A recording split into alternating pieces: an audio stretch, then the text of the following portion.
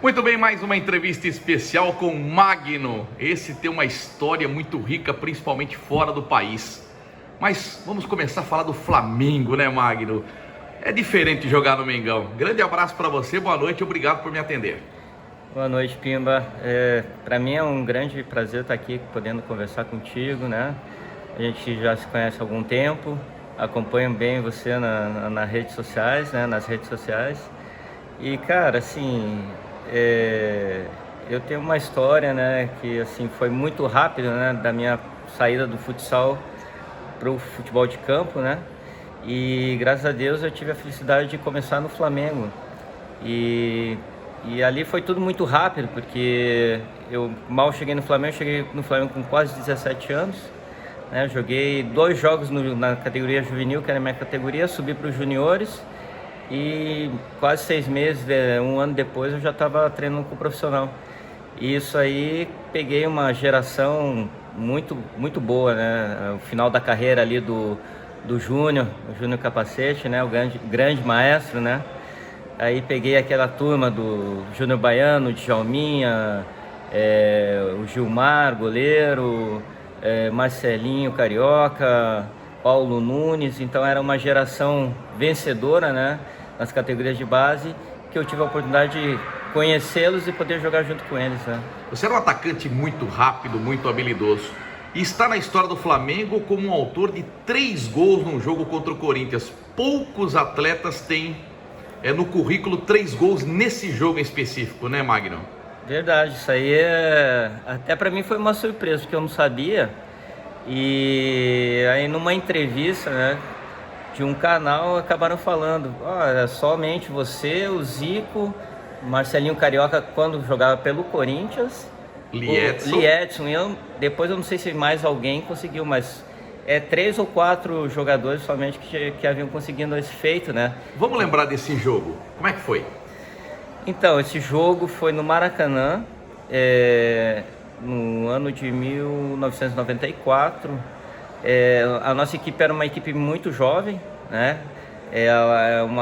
Vários jogadores haviam subido, o Sávio, o Hugo, o Índio, o Gelson Baresi. Então a gente tinha um time novo mesclado com aquele pessoal que havia sido campeão em 92 brasileiro, né? Que vinha daí o Nélio, o Marquinhos, o Gilmar, que continuou sendo goleiro. Então, assim, era uma mescla ali. E para nós era o primeiro clássico que a gente ia enfrentar, né? O Corinthians também tinha um time bastante jovem, né? O Marques, o Zé Elias, tinha Marcelinho Paulista, Célio Silva, né? Era um time, assim, muito bom.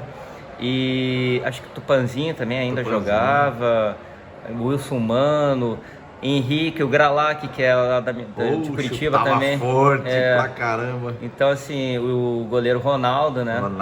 E você fez 3 nele? E aí acabei fazendo 3, a gente saiu perdendo o jogo. Aí tinha o Viola também, não lembro se o Viola acabou sendo expulso, alguma coisa assim também. Mas, enfim, acabamos perdendo o primeiro tempo de 1-0. Quando retornamos no segundo tempo, conseguimos fazer 5 gols. Nossa, 5-2 foi o placar final. 5-2, 3 gols meus, um do Sávio e o outro do Adriano, lateral esquerdo. Opa, lembro do Adriano. Adriano jogou no São Paulo também. Eu lembro dele. E então, assim, aquele jogo pra mim foi um marco na minha trajetória. Por quê? Porque foi um jogo emblemático, né? Dentro do Maracanã, jogando contra o Corinthians, e foi um jogo então que eu apareci realmente pro Brasil ali. Outro time que marcou sua carreira, Grêmio. Fala um pouquinho da sua passagem pelo Grêmio. Você foi muito feliz lá também, né, Magno?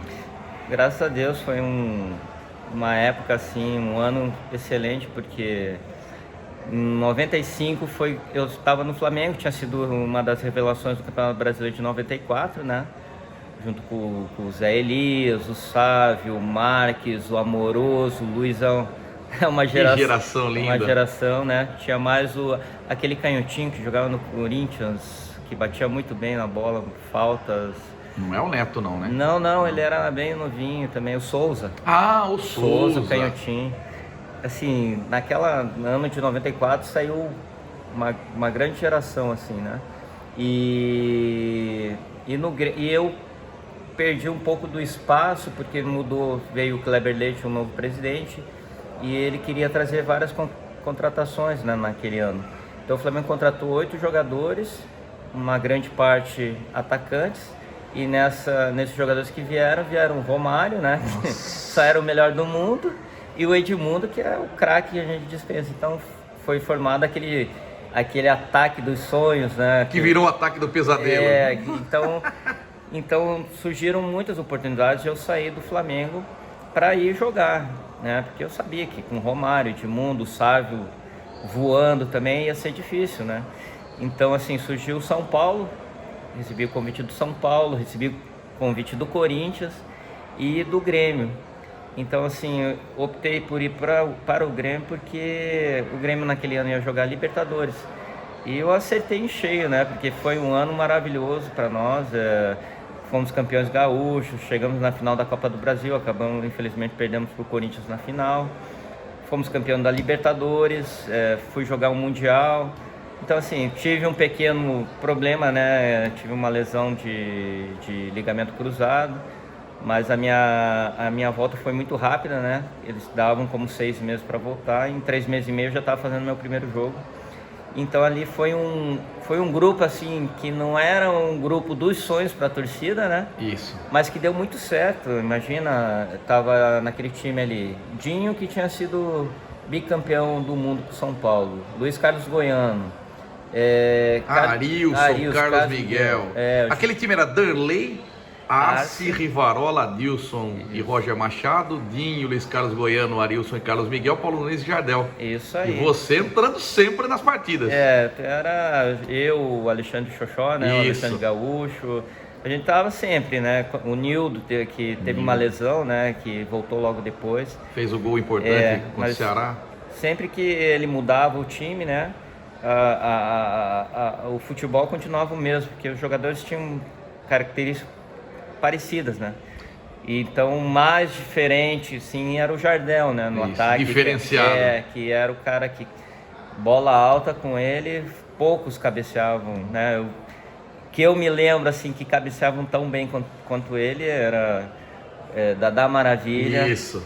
Gaúcho, né? Que foi centroavante, que eu tive a oportunidade de treinar e aprender muita coisa com ele. Serginho Chulapa, né, também, né? Que era um grande cabeceador. Mas o Jardel era incrível, a cabeçada do cara parecia um chute, né? O Magno, como é que foi ser treinado pelo Felipão? Cara, foi uma experiência maravilhosa, sabe? Porque quando cheguei no Grêmio, a gente teve uma viagem ao Japão no início do ano para jogar o campeão da Copa do Brasil contra o campeão japonês. Era Sauerbank, era mais ou menos um jogo só, né? Então, nessa viagem ao Japão, eu não conhecia muito bem o Filipão, mas quando eu fui para o Grêmio, ele queria muito que eu fosse, né? Legal. Porque os 2 jogos que eu fiz contra o Grêmio, ele falou que eu deixei ele louco. Então, assim, eu como era muito jovem, tinha 21 anos na época, e, né, durante a viagem ele sentou do meu lado e a gente conversou muitas coisas. E ele contou toda a história dele, começou a me dar conselhos, né, para o futuro, como ele gostava que eu trabalhasse, essas coisas todas. Então tudo isso aí a gente criou uma amizade, mas não foi só comigo. Tu via que o grupo inteiro, independente se tu era titular, se tu era reserva, se tu não era convocado, se tu só ficava treinando, cara, todo mundo, era uma coisa incrível, todo mundo conseguia gostar dele. Olha só. Então, assim, para mim, ele foi um grande treinador e um grande gestor, porque é muito difícil acontecer isso. E então, de um grupo que não era, né, no início do ano, era um grupo que a torcida não tinha toda aquela esperança, né, mas que no decorrer dos primeiros meses ali já demonstrou que era um grupo forte que tinha dado o encaixe. E isso o Filipão conseguiu com a personalidade dele. Ele tem aquele jeito tosco, grosso e tal, mas é um cara, um paizão, assim, tem um coração enorme, né? Fala um pouquinho da conquista da Libertadores. Como é que foi para você ganhar esse primeiro título? Então, para mim foi uma coisa muito bonita, né? Porque Porque ali também era uma coisa assim, mesclava muitos jovens, né? Jogadores que haviam subido ali do Grêmio, das categorias de base, com jogadores que vieram de fora. E eu, como um jogador jovem e tal, eu ainda não tinha muito aquela dimensão do que representava ser campeão da Libertadores, né? Então, assim, conforme o tempo foi passando, a gente foi jogando, foi ganhando, isso e tal, o entusiasmo da torcida, para mim aquilo ali foi, eu falando, eu fico arrepiado, porque eu lembro, né, de todas as coisas, todas as dificuldades que a gente teve nos jogos fora de casa, porque naquela época a Libertadores era muito pegado, era difícil, né? Porque tu ia jogar na altitude, jogar no Paraguai não era fácil, porque os caras te metem a porrada, Argentina então, nem se fala. Mas assim, para mim foi uma grande conquista e esse grupo que foi campeão lá, a gente permanece unido até hoje. Unido até hoje, porque a gente se reencontra, muitas vezes a gente tem encontros, não só entre nós, mas com outros ex-jogadores do Grêmio, os que foram campeões do mundo também, né? A única coisa chata é que a gente não conseguiu trazer esse outro título, né? Então, fala do Mundial, essa final com o Ajax, que foi decidida nos pênaltis. Então, o Ajax, eles vinham, se eu não me engano, de quase 50 jogos invictos, né? Sem perder partidas. Então, era uma coisa que a gente conversava muito sobre isso, né? Que a gente tinha tanta vontade de quebrar esse tempo todo dele sem derrota. E o Ajax também era uma equipe bastante jovem, né? Ela era liderada pelo Danny Blind, que era o capitão, era um líbero, né, da equipe, mas era uma equipe com nomes consagrados, né? Goleiro, Van der Sar, lateral, Heisinger, Frank de Boer, aí o Bogarde na lateral esquerda, todos da seleção, né? Aí tinha o Davids, Litmanen, o Finidi George, Overmars no lado esquerdo, o Kluivert era um time assim, daí fora tinha Babangida, tinha o Ronald Boer, tinha muitos jogadores que logo depois, quando eu fui para a Espanha, acabei jogando de novo contra eles, mas primeiro eu fui à Holanda, né? No ano seguinte, após esse campeonato do mundo, 6 meses depois eu estava jogando na Holanda, jogando outra vez contra o Ajax. Olha que coisa! E o Ajax 0-0, né? No tempo normal. 0-0, tempo normal. Começo do segundo tempo, o Rivarola foi expulso. Isso, me lembro. Então, assim, pelo jogo, o Ajax teve as chances mais claras, nós tivemos algumas chances também, mas as chances claríssimas, assim, foram mais do Ajax. Tanto, né, porque com um jogador a menos, o futebol holandês por si só é um futebol agressivo no ataque, né? Um futebol que ataca muito, toca muita bola. Então a gente sofreu um pouquinho, mas a gente teve chance de ganhar o jogo no tempo normal. Então foi para a prorrogação, 0-0, e acabou indo para os pênaltis. E nos pênaltis, os nossos batedores oficiais, né, que era o Arce e o Dinho, acabaram perdendo os pênaltis, né? Eu até fui escalado para bati, fiz o meu, né? Deixou o seu, fez sua parte. Deixei o meu, mas infelizmente não conseguimos ganhar, né? Você construiu uma linda carreira fora do país. Se você pesquisar o Alavés, você vê lá, ídolo, Magno, 208 jogos pelo time espanhol e uma rica história, mais de 7 temporadas, e fazendo frente para os demais jogadores, até os galácticos do Real Madrid. Como é que foi essa passagem pelo Alavés? Olha, foi um clube que me abriu as portas na Espanha, numa época que o futebol espanhol dominava, né, o futebol mundial, com o Real Madrid fazendo grandes equipes, Barcelona também, mas além dessas duas equipes estava o Valência, que também formou uma grande equipe, e o Deportivo La Coruña, que já vinha subindo, né? Sensacional. Com grandes jogadores. Então, assim, era um campeonato bastante forte. E o Alavés, quando eu cheguei, eles haviam acabado de voltar para a primeira divisão. Eles permaneceram 42 anos na segunda divisão e subiram naquele ano. Primeiro ano que eu estava lá, joguei junto com o Ivan Rocha. Opa, meu amigo Ivan Rocha. Ivan Rocha. Jogou na Inter de Limeira em 91. E jogou de São Paulo também.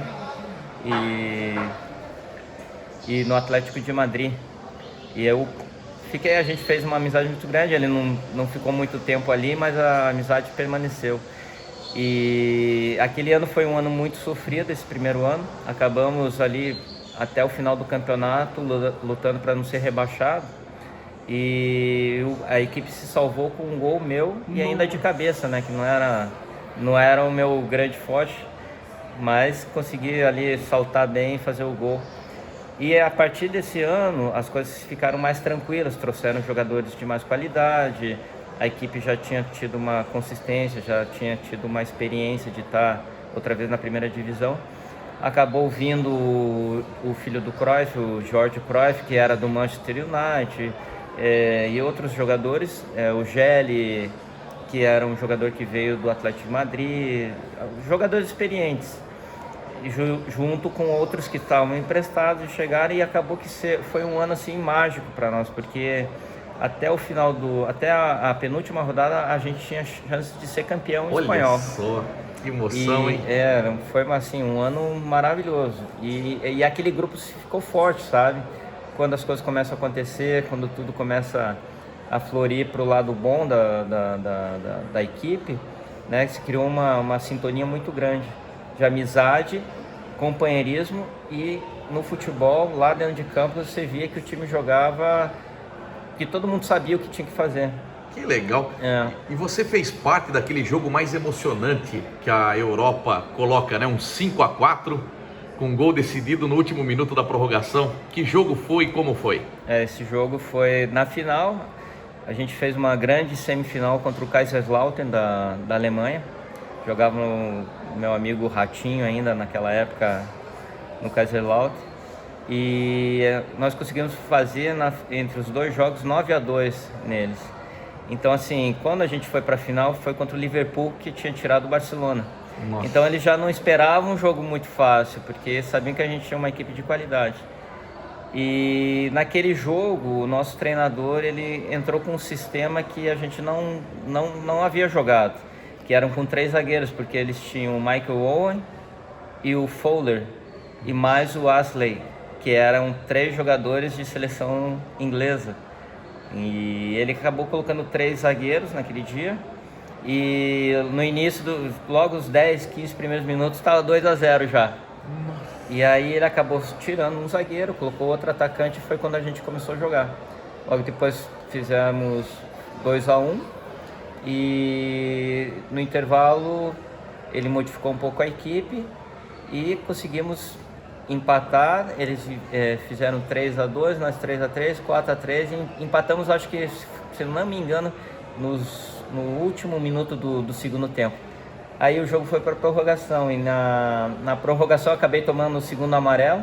Foi expulso? Foi expulso, saí do jogo.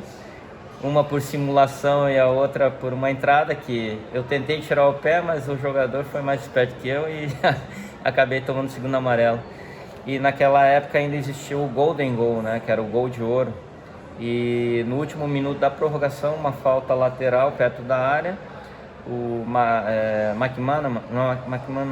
McAllister, um grande batedor de falta, colocou essa bola na área. O nosso lateral foi subir para cortar, e na saída do goleiro ele acabou encobrindo o goleiro, e o jogo acabou ali. 1 minuto para ir para os pênaltis, onde a gente podia ter a chance, né, de se consagrar campeões. Mas, cara, assim, falar para você, pensa numa cidade, num país feliz por ter tido uma equipe, né, que não é considerada uma das grandes potências no futebol espanhol, mas que com amizade, com trabalho, com dedicação, com pessoas que colocavam amor mesmo no clube, conseguimos chegar nessa situação de jogar uma final de campeonato europeu. Então, assim, para nós, hoje nós chegamos na cidade, qualquer um de nós lá, nós somos tratados como rei, porque levamos o nome da cidade, né, o nome do Alavés ao mais alto patamar na Europa. Como é que foi enfrentar os galácticos do Real Madrid? Você jogar contra Beckham, contra Zidane? Eu acho que para você deve ter sido uma emoção forte, né? Uma coisa histórica. Realmente, quando tu olha no papel esses nomes, né? Casilhas, Michel Salgado, Hierro, Redondo, Raul, Morientes, Guti, Ronaldo, Roberto Carlos. É complicado. Você fala, porra, os caras todos são de seleções, né? E quando teu treinador manda você ficar de olho no Zidane, é mais difícil ainda. Mas são coisas do futebol. Enfrentar esses jogadores, para nós é uma honra também. Porque existe não só o nosso respeito por eles, mas eles também têm muito respeito por nós. Porque não era à toa que qualquer jogador estivesse jogando na Espanha naquele momento, né? Hoje a Inglaterra é o top do mundo, né, no futebol, mas naquela época a Espanha dominava tudo. Então, assim, quando saía esse jogo contra o Real Madrid, era uma preparação totalmente diferente, atípica de tudo, né? O treinador diminuía campo, lateral de campo, colocava ali um estilo de jogo um pouquinho mais retrancado, essas coisas todas, né, para poder segurar esse pessoal, né? Mas realmente era muito complicado jogar contra eles, eram jogadores todos com muitíssima qualidade, mas cheguei a ganhar deles lá no Bernabéu. Então, eu lembro que você comentou isso aí, não é para qualquer um ganhar do Real no Santiago Bernabéu. Lembrando que quem indicou o Magno para o futebol espanhol foi o Sávio, né? Por conta das mesmas características, né? Um atacante rápido e de extremo. Depois que saiu do Alavés, por onde passou o Magno? Então, eu fiquei 7 anos lá no Alavés e depois eu fui contratado para ir para o Leeds United na Inglaterra, e acabou que eu tive uma lesão de cartilagem, né, no joelho, e acabei não acertando o contrato. Parei por 4 meses e acabei indo para a Holanda. Voltei para a Holanda, né? Que na Holanda eu tive meus primeiros 2 anos na Europa, Espanha. Acabei indo para a Holanda para me recuperar, fazer tratamento. E acabei acertando com um time lá chamado De Graafschap, que é um time perto da fronteira com a Alemanha ali. Uma equipe que o meu empresário era amigo do presidente. Acabamos conversando para que eu pudesse ficar lá me recuperando, e aí acabei jogando uma parte do campeonato holandês por essa equipe. Logo após o término do campeonato holandês, eu tinha uma proposta para voltar para a Espanha e uma para o México, e acabei tendo uma outra proposta de ir ao Chipre, que é uma ilha perto da Grécia, no Mediterrâneo e tal. E eu falei, mas Chipre? Aonde fica isso, né? Eu não conhecia. O que tem lá? Daí eles fizeram um convite para eu ir lá conhecer, passear, ver o clube, como é que era e tal. E só quando o avião já estava sobrevoando a ilha, eu falei, é aqui que eu quero ficar. É um lugar muito bonito. E graças a Deus lá eu tive a oportunidade de dividir espaço no time com Paulo Rink e com nada menos que Zé Elias, né? Oh, que legal. O Zé da Fiel, grande amigo, com um caráter enorme, um cara muito querido, que eu torço muito por ele. Parou com que idade, Magno, e por quê? Eu parei com 35 anos, eu tive uma proposta de um clube lá do Chipre mesmo para ser o treinador e continuar jogando. Treinador-jogador, mas eu estava cansado, estava já há 15 anos fora do Brasil e eu tive uma oportunidade de voltar para o Brasil naquela época para começar a fazer meus cursos e essas coisas, porque eu tinha a intenção de ser treinador, né, quando parasse, e não sentia que era o momento para eu jogar e ser treinador. Eu queria jogar mais 2 anos, né, se pudesse ser aqui no Brasil seria melhor. Então aconteceram algumas coisas aqui que me fizeram eu voltar ao Brasil. Mas infelizmente as equipes que apareceram não foi muito do meu agrado e acabei parando por ali. Ali comecei a fazer alguns cursos de treinador, outras coisas para poder dar seguimento à minha vida. Que idade que você tá? Eu tô com 49 agora. 49. E faz o que hoje? Então, eu tinha escolinhas de futebol, trabalhava como um personal na área do futebol, né? São pessoas que são amadoras, que querem melhorar o seu rendimento físico, melhorar a técnica, conhecer um pouco mais da parte tática. Então, fazia bastante treinamentos com pessoas na faixa etária de 15 a 70 anos. São essas pessoas que não gostam de trabalhar em academia, que querem fazer um esporte, querem melhorar, né, sua forma física, querem aprender um pouquinho mais do futebol, de como se trabalha. Legal. Então tinha crianças, escolinha de crianças de 3 até os 12, 13 anos. Tinha jogadores que eu ajudava a melhorar a sua performance para irem para os clubes. E esse pessoal, que alguns gostam de jogar o futebol, a gente ajudava eles nessa parte aí. Para fechar, Magno, esse bate-papo gostoso, contando um pouco da sua vida, seleção brasileira, você acredita que se tivesse atuado mais no Brasil, teria mais oportunidade? Eu acredito que sim, mas também eu sou consciente, porque naquela época existiam jogadores que eram fenômenos, né? Tipo Ronaldo, Romário, Rivaldo, Ronaldinho Gaúcho. Então, assim, são jogadores fora de série, mas em uma conversa, isso e tal, a minha passagem na Espanha, eu fui bastante acompanhado, porque minha equipe sempre estava fazendo bons campeonatos, eu me destacava, e fui acompanhado pelo Filipão e tal, né, para aquela Copa de 2002. Faltou pouco, hein? Minha equipe estava ali entre sempre os 4, 5 primeiros, então eu estava aparecendo muito, estava jogando muito bem, estava sendo um dos 3 melhores brasileiros na Europa na época. Claro, não estava jogando num clube que era da expressão de um Barcelona, de um Real Madrid, mas estava me destacando justamente pela performance que da minha equipe estava demonstrando naquela época. E então, numa conversa logo depois, muito tempo depois, ali da Copa do Mundo, eu fiquei sabendo dessas histórias e tal. Então isso aí já serve como uma coisa boa para mim, porque não era nada fácil jogar numa seleção daquelas, né? Quando eu tive a oportunidade de jogar na seleção olímpica foi quando eu me lesionei no Grêmio. Então, assim, que azar. Então, mas mesmo assim, tinha o Luizão, tinha Amoroso, tinha o Marques, tinha o Sávio, grandes jogadores. Então, assim, dificilmente eu acredito que vão haver tantos jogadores com tanta qualidade como havia naquela época.